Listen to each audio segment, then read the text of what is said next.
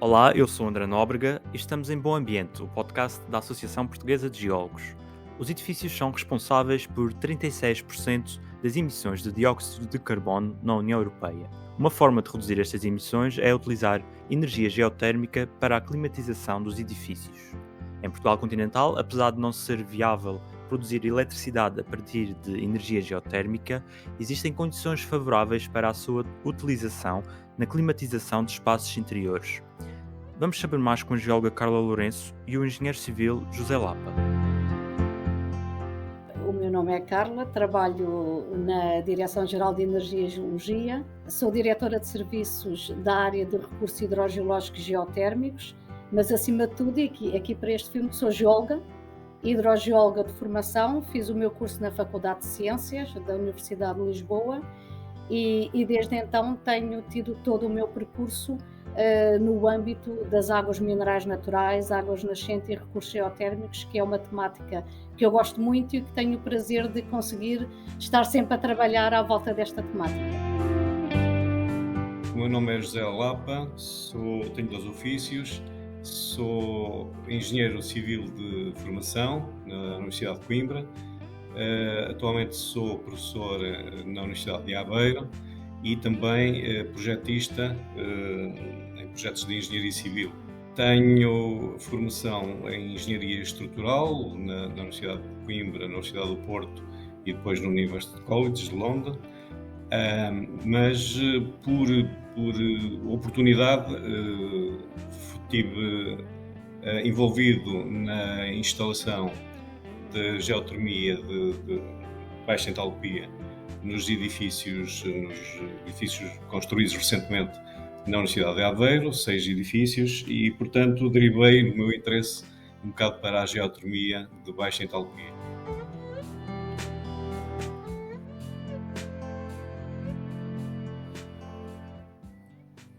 Carla, eu começo por perguntar, como é habitual, no início de cada episódio tenho que esclarecer o principal conceito que vamos abordar durante esta conversa.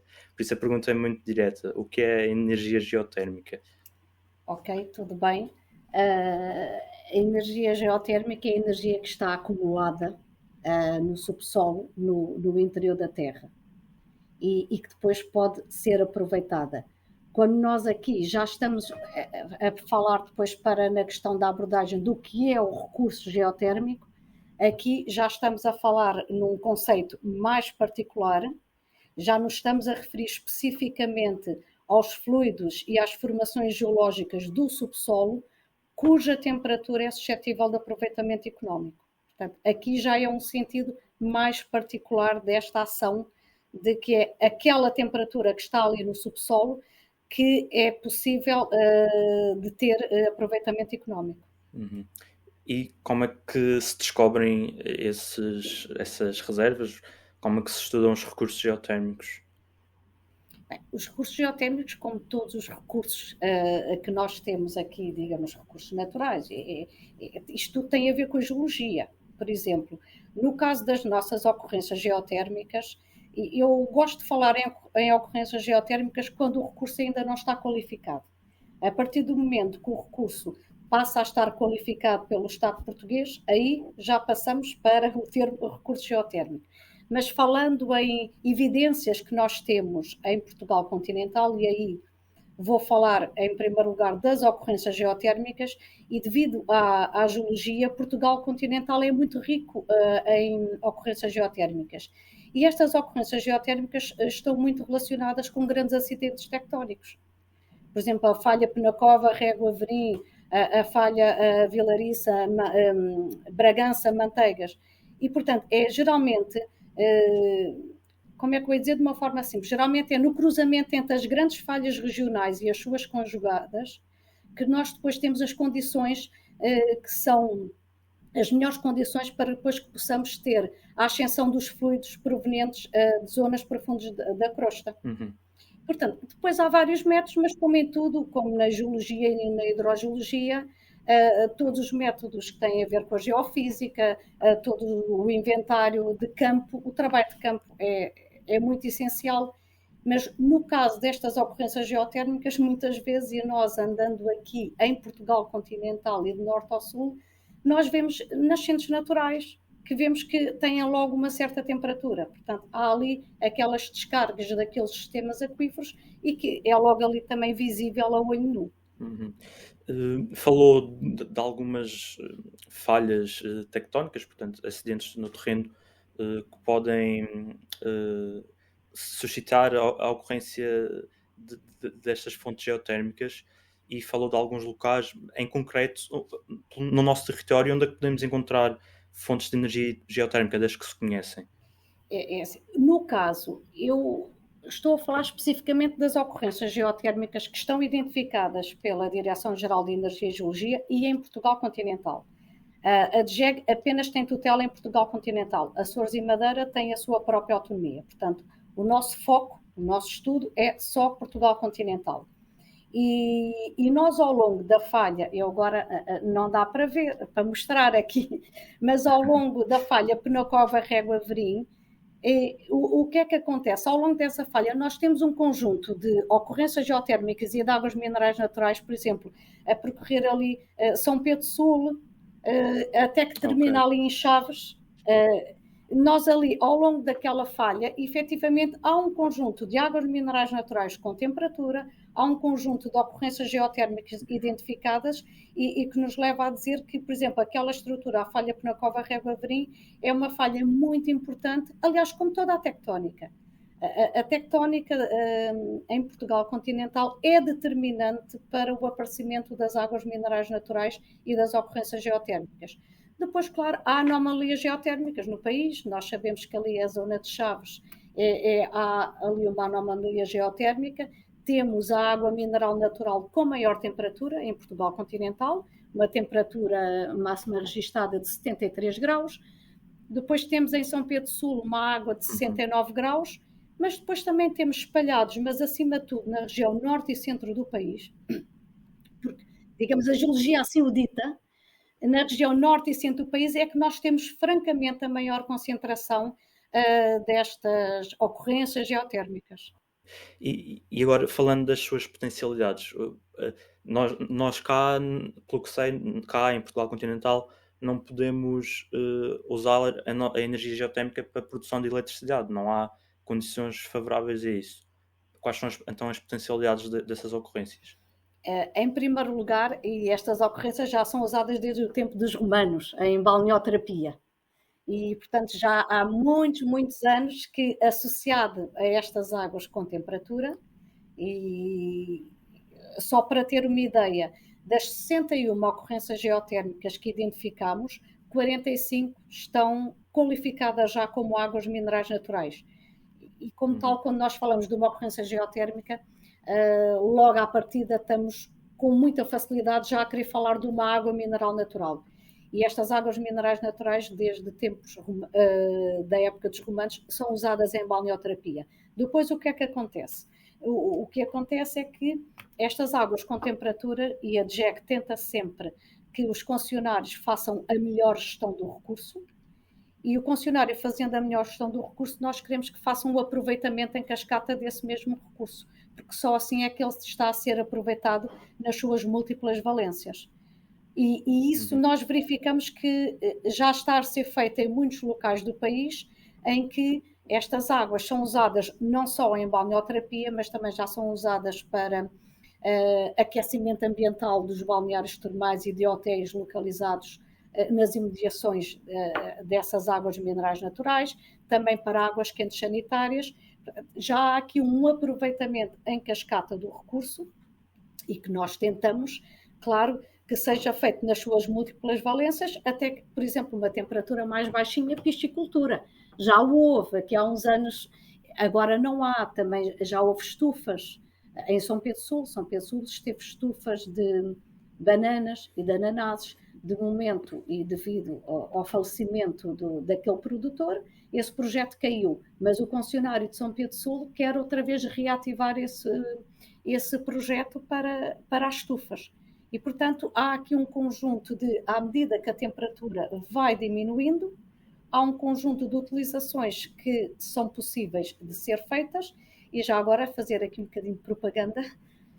Nós fizemos em 2018 uma publicação que é energia, olha, como é que chama a publicação? Energia geotérmica em Portugal.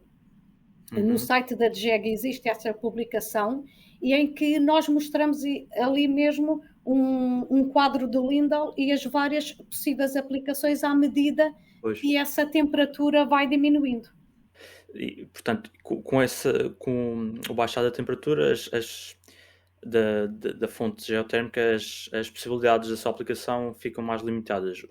Mas, como estava a explicar, uma dessas possíveis aplicações é na climatização, por exemplo, de estufas, de balneários. Portanto, também pode ser usada na climatização de edifícios. E aqui faz agora a ponte para o José, que tem experiência enquanto engenheiro civil em projetos ligados à geotermia. Pergunto-lhe, José, como é que funciona esta aplicação da geotermia à climatização de edifícios? Sim, digamos primeiro que esta parte da geotermia é bastante diferente da geotermia chamada de alta entalpia, ou seja, de grandes temperaturas, de recursos naturais com grandes temperaturas de água.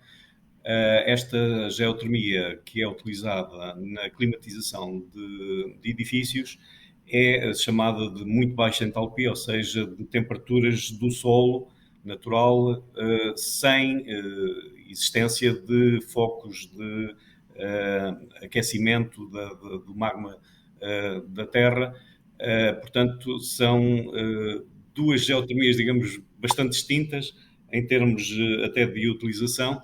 Esta passa por ser uma aplicação semelhante a qualquer outra aplicação com base em bombas de calor, em que se obtém uma temperatura do solo que é bastante estável, ou seja, a temperatura do solo abaixo de 1 metro a 3 metros anda em Portugal à volta dos 17, 18 graus, e essa temperatura muito estável, ou seja, não varia muito com as estações do ano, varia um bocadinho na parte superficial do subsolo, mas nas camadas inferiores do subsolo essa temperatura é muito estável ao longo de todo o ano.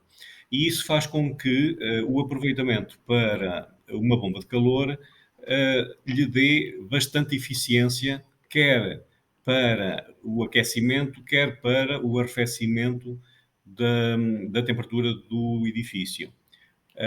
O que se faz normalmente é furos geotérmicos com tubagens que são permutadores, digamos, de temperatura com o solo, ou seja, a utilização de líquido, normalmente água com glicol, para ficar essa água ao nível da temperatura do solo e fazer com que haja um segundo circuito que percorre o edifício, também com base em permutadores, que são tubos também com água e glicol, que faz esse transporte ou essa permuta de energia entre o solo e o edifício. No solo, nós temos essa temperatura, 17, 18 graus, normalmente. Com a profundidade, ela vai aumentando um bocadinho, portanto, normalmente, cada 30 metros, mais ou menos, o solo apresenta um incremento de 1 grau centígrado. Temos já uma temperatura próxima do conforto humano, que se situa normalmente numa temperatura do ar entre 21 e 26 graus, dependendo se estamos em estação de arrefecimento, ou seja, no verão, ou de aquecimento no inverno. Ou seja, aquilo que se exige uma bomba de calor, nesse caso, é apenas incrementar um pouco, 5, 6, 7 graus, a temperatura base que permutamos com o solo. Ou seja, faz com que a bomba de calor tenha uma eficiência bastante grande, dado que esse meio com que se permuta a temperatura é bastante estável. Em aquecimento, nós temos eficiências de bombas já no mercado de cerca de 10, ou seja, o gasto energético em termos elétricos é convertido em 10 vezes mais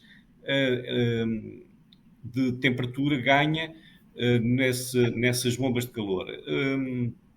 Para arrefecimento, já temos bombas de calor que nós chamamos de bombas geotérmicas, dado que permutam com o fluido dos permutadores ao solo. Temos já ganhos de 6, 7 vezes o gasto elétrico dessa bomba de calor. Também a maneira como se difunde a temperatura, se transmite a temperatura no edifício, nós podemos ainda ganhar mais se, por exemplo, utilizarmos a estrutura do edifício, normalmente as lajes de betão, para colocar esses permutadores, esses tubos que percorrem a estrutura e, dada a sua grande massa, têm um grande poder térmico, uma grande inércia térmica que difunde bastante bem e transmite até como, por exemplo, os pavimentos radiantes, transmitem esse calor, maiormente na parte do aquecimento, aos pés dos humanos, portanto, das pessoas, o que faz com que seja uma tecnologia de transmissão térmica bastante agradável para o ser humano. Além disso, já agora, tem já agora, esse aproveitamento Sim. através das lajes do edifício, é possível já depois do edifício estar construído? Ou tem que ser no processo de construção de um edifício? Sim, no processo de construção, para que essas tubagens fiquem... portanto, a diferença entre o pavimento radiante, que é colocado por cima das lajes, é diferente deste, em que os permutadores, os tais tubos que são percorridos com o líquido e que adquirem, portanto... Ok, portanto não é possível termos... a temperatura que está o ambiente do edifício. Não é possível termos um edifício que já está não, é assim, pode-se colocar como se fosse um pavimento radiante, não é? Mas não tem a mesma eficiência. Okay. Portanto, não se tira grande partido da inércia térmica das lajes, ou seja, do poder de aquecer ou arrefecer aquela grande massa das lajes, okay. Especialmente de betão. Neste caso, em termos do que se fez já, tanto na Universidade de Aveiro, em que se construíram 6 edifícios com esta tecnologia, tanto em outros empreendimentos em que participei ou que tenho conhecimento, de colegas que fizeram este género de tecnologia e aplicaram este género de tecnologia, ela é aplicada em diversas situações. Conheço, por exemplo, hotéis em que se aplica esta tecnologia através para aquecimento das águas das piscinas interiores, por exemplo, e para difundir não através das lajes, mas através de convectores ou radiadores, em que, portanto, esses permutadores com tubos de água e glicol, em vez de percorrerem as lajes, são aproveitados para aquecer o ar e para projetá-lo, portanto, com radiadores ou com convectores de ar. Conheço, por exemplo, instalações industriais para arrefecimento de equipamentos em que esta tecnologia foi utilizada e também, digamos que a nível nacional, com mais importância ou mais difundido, a utilização num resort perto de Lolé, o Ombria, em que todos os edifícios utilizam este tipo de climatização. Em termos de investimento, este investimento normalmente, relativamente às situações mais convencionais de utilização de caldeiras ou de chillers, portanto de bombas que fazem permuta ar-ar, normalmente o gasto em termos de investimento situa-se nos 20, 25% mais do que essas soluções convencionais. Mas é uma tecnologia que permite a poupança não só a nível do gasto elétrico, como também da manutenção. Ou seja, são soluções de muito baixa manutenção, em que nós normalmente temos apenas que manter a bomba em boas condições e as válvulas, fazer uma limpeza de vez em quando, o que reflete um custo de manutenção mais gasto elétrico na ordem de 1/3 do gasto elétrico e de manutenção das outras soluções. O que faz com que normalmente tenhamos um retorno desse investimento muito curto, ou seja, em termos de vida do edifício, ao fim de 5, 7 anos, dos edifícios que nós já fizemos, o retorno desse investimento é feito nesse período. Para edifícios mais pequenos, esse período de retorno ainda é bastante grande, ou seja, o investimento feito, por exemplo, numa moradia, demorará cerca de 15 a 20 anos a ser pago. Portanto, é uma tecnologia que ainda não é muito utilizada para pequenos edifícios, dado que o investimento realmente é bastante grande relativamente ao período de retorno desse investimento. Carla, em relação à legislação aplicável à energia geotérmica em Portugal, como é que funciona? Qualquer pessoa pode aceder pode fazer um furo geotérmico e usar energia geotérmica? Eu já sabia, eu só não aposto no Euromilhões, porque não sei, porque não, mas eu já sabia que a questão da legislação, e bem, teria que ser aqui colocada, e bem. Mas eu também, eu vou dar, como se costuma dizer, a resposta politicamente mais correta e, acima de tudo, eu vou dar a minha opinião, enquanto Carla Lourenço. Ok. E não enquanto diretora de serviços da DGEG, porque eu tenho a minha opinião. Aqui faz sentido distinguir duas situações. Faz sentido porque há uma legislação, e toda uma legislação já desde há muito tempo, para os recursos geotérmicos. Os recursos geotérmicos, como eu já tinha dito, que são os fluidos e formações geológicas do subsolo, cuja temperatura é suscetível de aproveitamento económico, e aqui é muito importante nós falarmos do aproveitamento económico, porque quando nós falamos do recurso geotérmico, nós estamos a falar de um recurso que é do domínio público do Estado, é atribuída uma concessão em que se atribui os direitos de exploração desse recurso geotérmico, e depois há um contrato assinado entre o Estado português e o concessionário. E quando falamos, por exemplo, de uma pessoa que tem uma vivenda e quer fazer o aquecimento ambiental e de águas quentes sanitárias da sua pequena vivenda à custa desta tecnologia chamada da geotermia superficial, a partir das bombas de calor geotérmicas, olha, nós não vamos pedir a essa pessoa para assinar um contrato com o Estado português e depois atribuir ali uma área de concessão para a exploração do recurso. E, portanto, aqui temos que fazer a distinção logo à partida entre o que é o recurso geotérmico, em que há esse chamado aproveitamento económico, e depois do que é o outro recurso, que nós, internamente na Direção-Geral, sempre uma grande luta, mas que nome é que vamos dar ao outro recurso? E sempre aqui com umas grandes dúvidas, mas nós chamamos e apresentamos uma proposta de legislação à volta desta chamada geotermia superficial. Porquê? Porque reconhecemos que esta é uma tecnologia emergente que está a ter um enorme crescimento na Europa, até mesmo em Portugal, e aproveita o calor do subsolo e até mesmo em zonas de gradiente geotérmico normal, não é? No caso do recurso geotérmico, nós ali estamos perante anomalias geotérmicas. Enquanto que aqui esta chamada geotermia superficial já é em zonas de gradiente geotérmico normal. Como é que nós aqui fazemos essa distinção?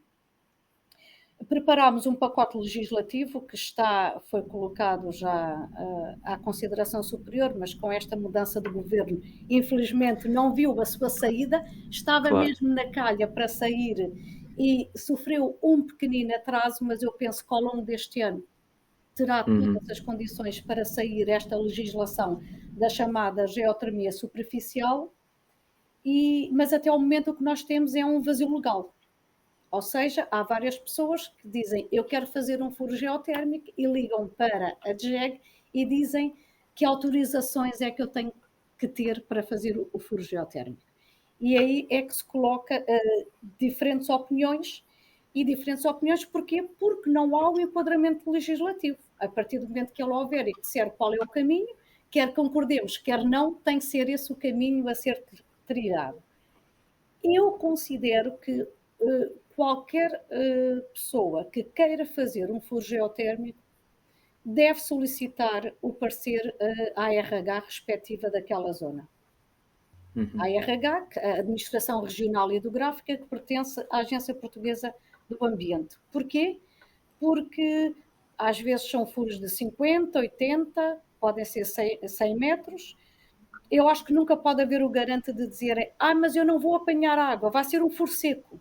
Mas eles não sabem, não podem garantir que ao fazer aquela perfuração que não vão apanhar água. E depois, às vezes pode não ser só um furo, pode ser 2 ou 3 ou 4 e estar ali a criar uma barreira hidráulica. O conselho que eu dou sempre a essas pessoas que entram em contacto comigo é peça um parecer à ARH respectiva. E depois as ARHs, digamos que a da ARH do Norte, a do Centro, a do Tejo Oeste, a do Alentejo e a do Algarve, é que dizem de sua justiça, olha, sim senhora, mas que tipo de furos, que quantidade de furos é que vão fazer? Emitem o seu parecer, ou às vezes até podem dizer não há nenhum enquadramento, portanto nós não temos que emitir o nosso parecer, não temos nada a dizer. Isto depois, cada caso é um caso, e também dependendo da quantidade de furos. Por exemplo, eu posso dar o exemplo do caso do Umbria Resort, em Lolé. O promotor entrou em contacto desde o início com a Direção-Geral de Energia e Geologia, sabia que estava na calha uma legislação, aquela que nunca mais vê a dia, mas que esperemos que agora em breve, e nós demos a nossa opinião que deviam entrar em contacto com a ARH do Algarve, eles fizeram, e em articulação sempre com a Direção-Geral de Energia e Geologia e a ARH do Algarve, esse promotor fez os cerca de 100 furos com 100 metros de profundidade. Porque, efetivamente, aquela quantidade podia criar ali uma barreira hidráulica e tinha que se ver como é que era o comportamento depois dos sistemas aquíferos, o comportamento dos aquíferos ali da região. Mas ficou-se sempre a um consenso e articulação entre a DGEG e a ARH do Algarve. O promotor teve que fazer estudos hidrogeológicos com mais algum detalhe, mais algum pormenor, e temos ali agora uma ótima instalação que dará, digamos, será um bom exemplo que depois poderá ser replicado noutras zonas do país, à custa desta chamada geotermia superficial. Portanto, a geotermia de baixa entalpia. Sim, exatamente. Nós em Portugal continental, nós estamos no domínio das baixas e muito baixas entalpias. Mesmo ao nível das águas minerais naturais, em que temos a temperatura máxima registada de 73 graus, continua a ser o domínio das baixas entalpias. Claro que quando a tecnologia evoluir, eu acredito que já não estamos tão longe para, a partir, por exemplo, da água de Chaves, que já tem uma temperatura de 73 graus e que em breve eles querem fazer mais trabalhos de prospecção e pesquisa para apanhar água a maior profundidade, pois eu acredito que dentro de pouco tempo, apanhando uma água de 80 graus, 80 e tal graus, já não estamos tão longe para poder produzir eletricidade à custa também destas águas minerais naturais com temperatura. Apenas, não quero falar demais, mas dar aqui nota de que no domínio destas águas minerais naturais também já começamos a dar bons exemplos de como pode e deve ser feito o aproveitamento do recurso nas suas múltiplas valências, e nós temos em 2017 a DGEG, e porque reconhece que há um potencial geotérmico que ainda está por aproveitar em Portugal continental, nós reconhecemos perfeitamente isso, sabemos que muito mais pode ser feito, Então nós implementámos uma estratégia à volta da geotermia, centrada em 4 eixos. O primeiro eixo foi exatamente aquela publicação que eu falei há pouco, e que agora vou dizer o título correto é Geotermia, Energia Renovável em Portugal, mas depois também realizámos não só também um seminário internacional em 2017 com parceiros europeus, também aprendemos um pouco o que é que está lá a ser feito. E assim, não vamos inventar a roda se ela já foi inventada, então vamos aprender com o que de bom se faz lá e também aprender com o que não correu tão bem para nós não voltarmos a repetir esses mesmos erros. E depois, com o apoio do Fundo de Apoio à Inovação, e para mim isto foi determinante, foram lançadas candidaturas exatamente para a apresentação de candidaturas para esta área da geotermia de baixa entalpia, mas ligada às águas minerais naturais. Porquê? Para se fazer o estudo da viabilidade do aproveitamento do calor das águas. Ou seja, atualmente nós temos concessionários de águas minerais naturais e, por exemplo, aquelas águas que têm temperatura de 40 a 50 graus e que ainda hoje em dia eles têm que proceder ao arrefecimento da temperatura dessa água para depois ela ser aplicada diretamente nas práticas termais, em que aí é uma temperatura aí à volta de 35, 37 graus. Portanto, há todo aí um desperdício de calor que não era aproveitado. Isso não faz sentido. O recurso tem que ser aproveitado, gerido, valorizado nas suas múltiplas valências. Graças a este lançamento e com o grande apoio do Fundo de Apoio à Inovação, nós conseguimos agora terminou esta candidatura e nós foi no final de dezembro, parece que dezembro é sempre um mês determinante para nós, fizemos uma outra publicação que também está no site da DGEC, portanto está fresquinha, foi colocado online há uma semana ou 2, e que é avaliação do potencial de exploração dos recursos hidrominerais e geotérmicos e da sua utilização para temperaturas superiores a 25 graus. Ou seja, neste momento, cada concessionário sabe que a sua água, com aquelas características e de acordo com a envolvente da área da concessão, cada concessionário já sabe o que é que pode fazer mais para que o recurso, que é um recurso do Estado, possa ser melhor gerido, explorado e valorizado. E a DGEC também tem, digamos, nas suas mãos, uma boa ferramenta para poder estar sempre a dizer aos concessionários, olha, o recurso não está a ser bem gerido, o recurso não está a ser bem explorado, vocês têm que fazer o aproveitamento geotérmico desse recurso. E nós vamos efetivamente fazer isso, porque o que nós queremos é que as águas minerais naturais sejam aproveitadas não só na vertente da balneoterapia ou do engarrafamento, mas também nesta vertente do aproveitamento geotérmico, em que nós só temos 8 águas que estão duplamente qualificadas como água mineral natural e como recurso geotérmico. E nós queremos que existam cada vez mais. Em termos de bom exemplo de, claro que não é esta questão do Umbria Resort, porque é à custa da geotermia superficial, mas também devido ao apoio 5.1 do FAI, foram financiados com uma dotação máxima de 1.300.000 euros, avisos para chamado District Heating.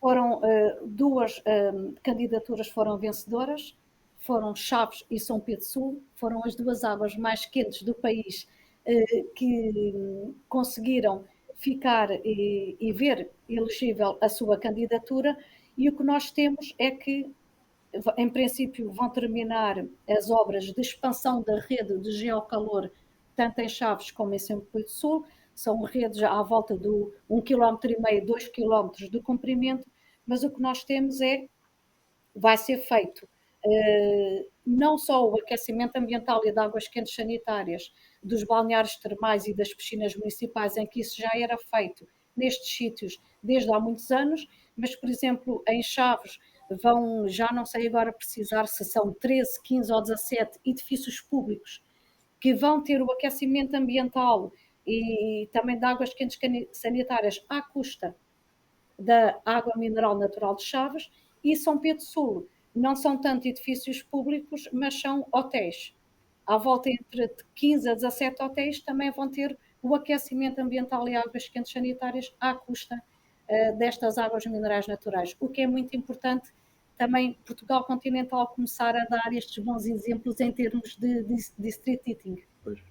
Por falar nisso e por falar em projetos futuros, o José sei que irá começar em breve um projeto que envolve o LNEC, o Laboratório Nacional de Engenharia Civil, e a Câmara Municipal de Lisboa, para fazer o levantamento de características geotérmicas dos solos da nossa capital. Quais são os objetivos desse projeto? Em que é que vai consistir? Sim, a Carla falou de um aspecto muito importante do solo, que é a presença ou não da água. A água faz com que o solo seja mais condutor, ou seja, potencia uma maior condutividade do solo e, por isso, uma maior eficiência da permuta energética entre os permutadores, sejam eles inseridos em elementos enterrados, como as fundações, as estacas, os pavimentos enterrados, as paredes enterradas. Portanto, todos esses elementos podem também servir de permuta energética com o solo, e realmente a presença da água e mais até a velocidade de percolação da água no solo são elementos fundamentais para aumentar a eficiência de permuta de energia entre os edifícios e o solo. Neste caso, de estudo da potencialidade que os solos da cidade de Lisboa oferecem, será feito este estudo no âmbito de um projeto aprovado pela Fundação Ciências e Tecnologia, que junta a Universidade de Aveiro, o LNEC e a Câmara Municipal de Lisboa, no sentido de, com base no mapa já existente de formações geológicas da cidade, potenciar um mapa de potencialidade geotérmica para a utilização da geotermia no conceito que a Carla falou de district heating, ou seja, de execução de estações térmicas que potenciassem a sua distribuição de água quente, tanto para água quente para utilização sanitária, ou seja, cozinhas, casas de banho, como também para o aquecimento através de convectores, radiadores ou até pavimentos radiantes. Portanto, foi nesse sentido que se fez uma proposta e mereceu a aprovação da Fundação de Ciências e Tecnologia para se fazer este levantamento da potencialidade dos solos e da presença da água e a qual temperatura é que essas formações geológicas potenciam esse aproveitamento tanto da água como da permuta com o solo. É um projeto para ser efetuado em 3 anos e, portanto, estamos agora a iniciar. Aliás, nesta semana é que vamos fazer a primeira reunião dos elementos que constituem o grupo de trabalho e, portanto, supomos que será um exemplo daquilo que se pode fazer a nível de Portugal, à semelhança de muitos países europeus, nomeadamente a Espanha, em Madrid e também em Barcelona, que já fazem este aproveitamento geotérmico há 3 dezenas de anos. Portanto, não é nenhum conceito novo, é apenas seguir e tentar ter instrumentos de trabalho que permitam a análise da potencialidade e do interesse económico na execução destes postos térmicos distribuídos na cidade para distribuição em pequenos núcleos urbanos, não é? A potencialidade desta tecnologia pode também não ser só para edifícios. Portanto, podemos, desde que necessitemos de fornecimento de calor, seja de arrefecimento, seja de aquecimento, esta tecnologia tem potencialidades de ser utilizada. Por exemplo, é utilizada no Canadá para o degelo de vias de comunicação, por exemplo, em autoestradas, é utilizado também em aeroportos para degelar as pistas de aterragem dos aviões. Portanto, esta tecnologia é passível de ser aproveitada para outras finalidades que não sejam apenas a climatização e o fornecimento de água quente para os edifícios.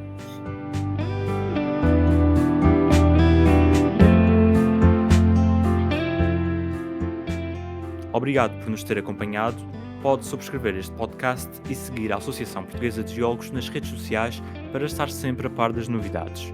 Eu sou André Nóbrega, a música é do António Mota, e volto daqui a 3 semanas para mais um convívio entre a geologia e a sociedade. Até breve.